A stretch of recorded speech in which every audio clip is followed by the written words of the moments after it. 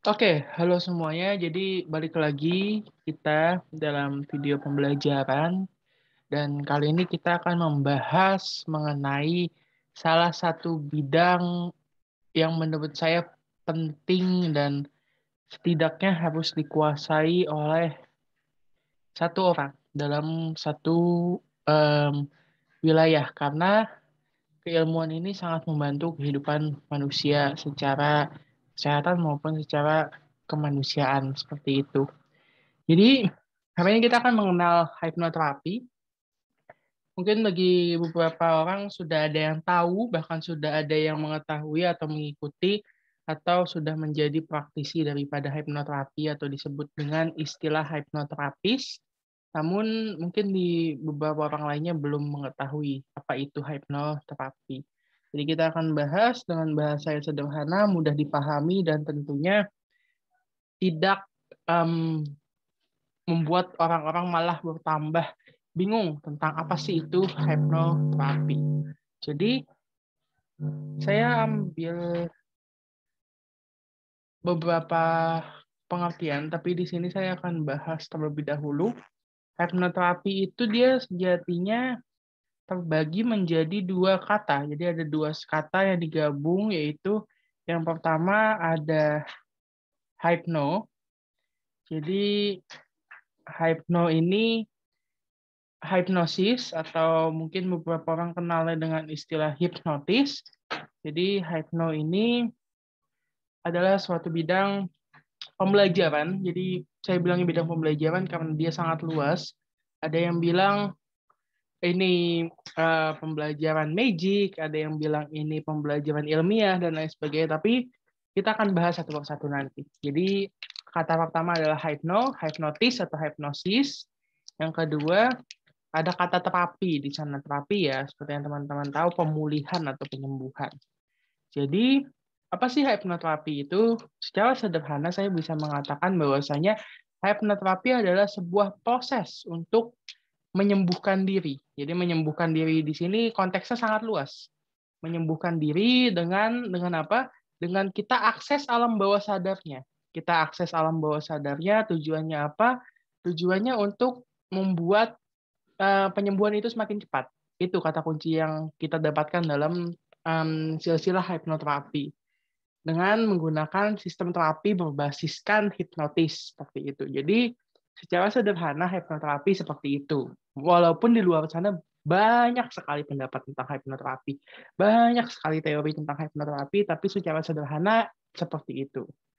Kemudian ketika kita bicara mengenai hipnoterapi, kita bicara mengenai manusia. Karena objeknya adalah manusia, subjeknya juga manusia. Manusia itu kita dilahirkan dengan dua sistem yang ada di otak kita. Ada otak kiri, ada otak kanan. Otak memproduksi pikiran. Pikiran akhirnya mempengaruhi tindakan kita. Nah, di dalam pikiran manusia itu ada pikiran analitik dan ada pikiran emosional. Jadi pikiran analitik itu hanya berlaku 12%. Mau dia laki-laki, mau dia perempuan, hanya menggunakan analitiknya atau logikanya itu maksimal 12% dalam kehidupannya. Sisanya atau lebih banyaknya 88%, jadi hingga 88% yang digunakan adalah perasaannya atau um, kondisi emosionalnya, di mana di sini yang menjadi PR banyak orang adalah di bagian ini, di bagian subconsciousnya atau di bagian emosionalnya.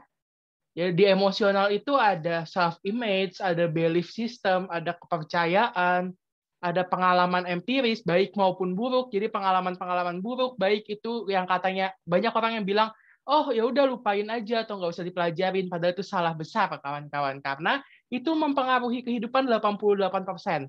Jadi jangan salahkan orang ketika misalnya Anda dimusuhin seseorang karena perilaku Anda yang lama. Karena apa? Karena manusia dipengaruhi 88% oleh alam emosionalnya. Nah, apa fungsi hipnoterapi di sini? Atau apa fungsi hipnotis di sini? Fungsi hipnotis adalah kita mengsugesti alam bawah sadarnya untuk apa? Untuk mempengaruhi pikiran dan tindakan seseorang tersebut. mempengaruhi pikiran dan tindakannya karena kita bicara hipnoterapi adalah proses penyembuhan, yaitu untuk membantu penyembuhan dari dalam diri seorang tersebut. Kalau kita bicara hipnosis yang lain, saya akan bahas di video selanjutnya. Nah, kemudian kalau otak manusia diciptakan dengan otak dua seperti ini, otak kiri, otak kanan, logika dan emosionalnya, bagaimana dengan kondisi pikiran manusia secara umum? Kalau tadi kita membahas pikiran secara struktur, emosi, dan logika, kita akan membahas pikiran secara kedalaman pemikiran, di mana ini juga bisa dibilang sebagai kedalaman fokus. Otak manusia itu punya gelombang, kawan-kawan. Jadi gelombang otak manusia itu berdasarkan teori dia mulai dari 0 sampai berapa hertz gitu. Jadi dan terbagi. Apabila dia gelombang otaknya di atas 14 hertz itu adalah kami menyebutnya dengan kondisi beta. Kondisi beta adalah kondisi seperti ketika teman-teman sedang menonton video ini atau sedang sedang beraktivitas, bekerja dan lain sebagainya. Itu adalah kondisi beta, kondisi di mana kita normal, pemikiran kita juga bekerja sebagaimana mestinya, biasa saja, dan lain sebagainya. Itu masih masuk ke logika, itu masih masuk ke conscious mind-nya. Kemudian ada level yang agak mulai masuk, 8 sampai 14 Hz. Ini gelombang otak yang kami sebut dengan gelombang otak alfa. Gelombang otak alfa ini adalah gelombang otak ketika teman-teman mulai masuk ke dalam kondisi trance. Kondisi trance adalah kondisi di mana manusia sangat sugestif. Kita bisa melakukan sugesti apa saja, kita bisa melakukan pengaruh apa saja terhadap seorang tersebut karena dia sudah masuk ke kondisi alfa. Kondisi alfa dalam beberapa subbidang bisa dilihat ketika seseorang sedang berdoa, ketika seseorang sedang fokus mendengarkan musik, ketika dia sedang duduk santai dan lain sebagainya, itu dia masuk ke kondisi alfa. Lebih dalam lagi ada yang namanya kondisi theta. Kondisi theta itu disebut juga dengan kondisi hipnotis. Jadi ketika manusia sudah masuk ke gelombang otak 4 sampai 8 Hz, gelombang otaknya, itu dia disebut dengan kondisi theta dan dia sangat mudah untuk dihipnotis, untuk dipengaruhi di situ. Dalam beberapa bidang hipnoterapi juga menggunakan gelombang otak theta untuk memasukkan sugesti ke dalam pemikiran manusia. Gelombang theta itu dapat dalam sehari-hari kita bisa melihat dari kondisi seseorang ketika misalnya dia fokus melakukan sesuatu hingga dia dipanggil tidak mendengar, itu berarti seseorang tersebut sudah masuk ke gelombang otak theta. Dan seseorang ketika dia fokusnya sangat fokus, dia akan sangat mudah masuk ke gelombang otak theta. Ketika sedang mau tidur atau ketika sedang baru bangun tidur itu juga berada dalam kondisi theta. Kemudian ada gelombang otak delta. Gelombang otak delta ini adalah gelombang otak yang paling rendah. Jadi gelombangnya hanya berkisar kurang dari 4 Hz. Dan ini hanya ada di kondisi manusia yang sedang pingsan dan tertidur. Jadi kondisi sadar manusia ada di gelombang beta, kondisi trans. Jadi kondisi trans itu adalah kondisi yang bisa dilakukan sugesti, itu adalah kondisi alfa dan theta. Kemudian kondisi yang sama sekali tidak bisa dilakukan apapun, tidak bisa disugesti, tidak bisa melakukan hal apapun, adalah kondisi tidur atau kondisi delta. Kemudian kalau kita bicara hipnoterapi di mana? Hipnoterapi dan semua jenis hipnotis lainnya masuk di gelombang otak theta. Jadi dia fungsinya atau fiturnya dia memasukkan manusia ke dalam kondisi trance, lebih tepatnya deep trance atau trance yang mendalam dalam kondisi theta, agar apa? Agar mudah memasukkan sugesti, agar mudah memasukkan hal-hal yang ingin ditanamkan terhadap manusia tersebut. Kemudian ketika kita bicara mengenai, sebentar saya hapus dulu. Kemudian ketika kita membahas mengenai kondisi trans dalam kehidupan sehari-hari, sejatinya tanpa kita sadari kita juga sering berada dalam kondisi trans. Jadi teman-teman kalau misalnya bilang saya takut kehipnotis dan lain sebagainya, padahal sehari-hari kita sudah sering terhipnotis oleh diri kita sendiri. Kondisi trans tadi beberapa sudah saya sebutkan, ketika kita berdoa itu levelnya adalah medium trans. Jadi dia trans yang awal ketika kita fokus, berdoa itu masuk dalam trans. Kemudian ketika kita memikirkan sesuatu, ketika kita fokus untuk membayangkan sesuatu, itu juga masuk ke dalam kondisi trans. Apalagi ketika kita bisa membayangkannya sangat real, itu sudah masuk ke deep trance. Kemudian ketika kita misalnya teman-teman sedang kebingungan mencari benda, ya contoh saya paling gampang seperti yang ada di gambar, kunci. Ketika teman-teman sibuk mencari kunci ke sana kemari, padahal kuncinya ada di dekat teman-teman. Itu sudah masuk dalam kondisi trance. Karena apa?